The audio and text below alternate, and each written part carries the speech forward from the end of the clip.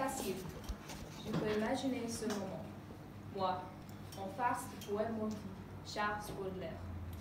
Les tables seraient d'un grand sombre et on serait serré dans un coin. Il y aurait une thé citron devant moi tandis qu'il prenait un café, plus vert que moi comme toujours. Je ne serais pas surprise. Pendant plusieurs heures, je suis sûre, on parlerait de toutes sortes de choses graves. L'eau, la poésie et la mort. Une poétesse moi-même, je ne pourrais pas m'éloigner de ces sujets pour longtemps. Ma tête se pencherait vers lui en vraie admiration et je me crèmerais mes mains, en n'étant pas si confiante devant une telle légende poétique. Au même moment, je serais tellement heureuse. Il est probable que je respirerai à peine. Ma première expérience avec la poésie de M. Baudelaire est arrivée il y a 2 ans. J'étais à la bibliothèque de mon lycée, où je me cache souvent. Je balayais du regard des étagères quand un titre m'a attiré. Ce livre dont je parle, Le Fleur du Mal, par le légendaire Charles Baudelaire. Il y avait une femme nue sur la couverture, les bras couvrant gravement son visage. Elle avait l'air d'une femme qui connaissait la passion et la mort, mais aussi la peine. Donc, j'ai choisi le livre sans hésitation. C'était comme si la femme venait me chuchoter ceci. Apprenez mes subtilités. Pendant 4 semaines, j'ai lu Les Fleurs du Mal ardemment. La poésie m'appelait, Baudelaire m'intéressait. C'était un homme qui ne trouvait pas d'admiration auprès des femmes et qui était tombé amoureux de la poésie à sa place. Un homme qui ne faisait aucun effort pour trouver une vraie carrière comme ses parents l'avaient voulu. Un homme incompris, mais qui va être reconnu seulement après sa mort. Un fait bizarre, c'est que Baudelaire est considéré aujourd'hui en France comme un poète maudit et un poète bien aimé simultanément. C'est pour ça que je voudrais faire sa connaissance. Il écrivait des poèmes avec des sujets et des formes provocateurs que les autres trouvaient insondables. Les Fleurs du Mal en particulier, l'œuvre la mieux connue de Baudelaire, était considérée par les gens vulgaire et même effrayante. En fait, en 1857, la collection a été poursuivie en justice pour son obscénité. À cause des sujets choquants des Fleurs du Mal, comme le plaisir, le péché et la mort, certains poèmes ont été retirés de la collection. En publiant une collection de controverses, Baudelaire était très courageux. Au moins, je le vois comme ça. Si je pouvais m'asseoir avec Baudelaire lui-même à une table en bois dont j'ai déjà parlé, je l'amadouerais pour qu'il me donne les réponses. Où trouvez-vous ce courage pour écrire des vérités si choquantes? Est-ce que le courage ou peut-être la responsabilité qui vous motive? Avez-vous besoin aussi de lire les vérités du genre humain? Étant poétesse, je me sens quelquefois une envie de partager les vérités essentielles et de dire quelque chose d'important. Je veux vraiment savoir si, en écrivant sa collection provocative, il comprenait ce qu'il faisait et où il allait. Ce serait un confort, peut-être car je ne sais ni ce que je ferai, ni même où j'irai. En même temps, je peux imaginer que, si je lui posais toutes mes questions à la fois comme un pistolet, il hausserait les épaules et me dirait d'une façon évasive, avec un petit sourire satisfait: « Vous voudriez le savoir, n'est-ce pas ?» Charles Baudelaire dépassait les limites avec sa voix et ses discussions sur les gens, mais il dépassait aussi les limites de la langue française. Pendant ses jours à l'université, il étudiait les formes poétiques des vieux maîtres.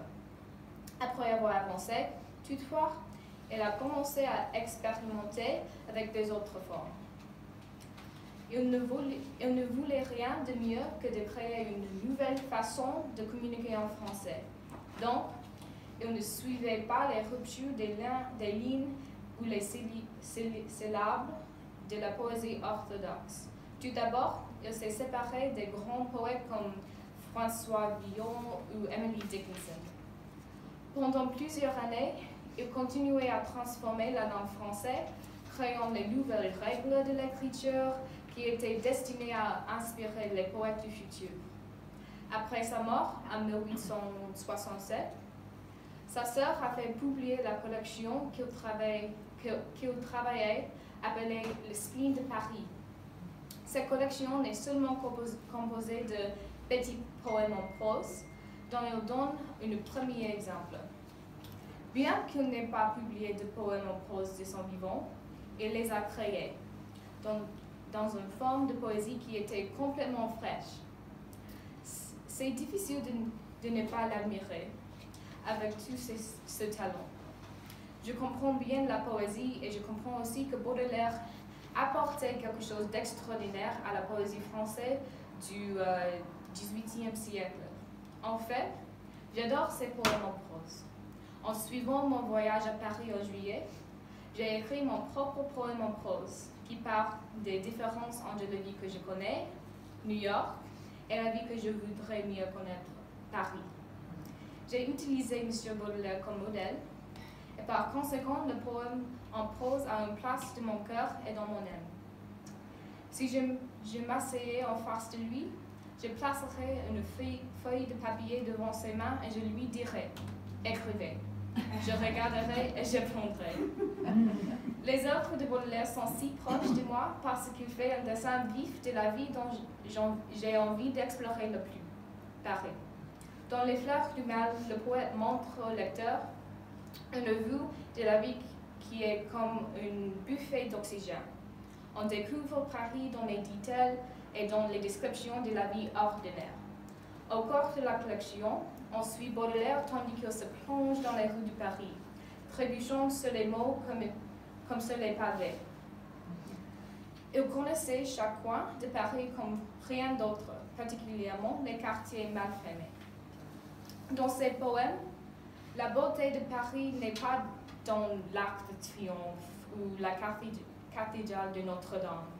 C'est dans le spectacle de la vie parisienne qu'il décrivait avec des mots que tout le monde pouvait comprendre. Selon moi, Baudelaire symbolise la vie entière, dans sa misère et sa gloire. J'aimerais bien qu'il puisse me dessiner une carte de Paris avec des annotations pleines d'esprit. Ici, c'est la meilleure librairie en vie, il dirait. Vous trouverez de la poésie incroyable là-bas. Et encore, il montrerait sur un papier mal dessiné. Au bout de la rue, c'est le café où je rencontrais mes copains chaque semaine pour écrire, où je commençais à gagner une réputation sans en écrire un seul mot. Je rirais en me sentant comme le gardien des secrets de la vie lumière. La poésie ineffable de Charles Baudelaire a été une grande partie de ma vie depuis 2 ans.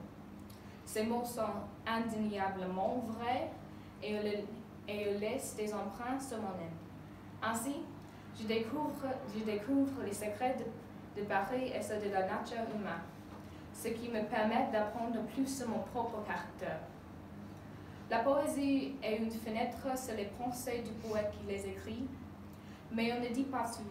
Avec ce que j'ai pris de Charles Baudelaire, l'homme est encore un mystère.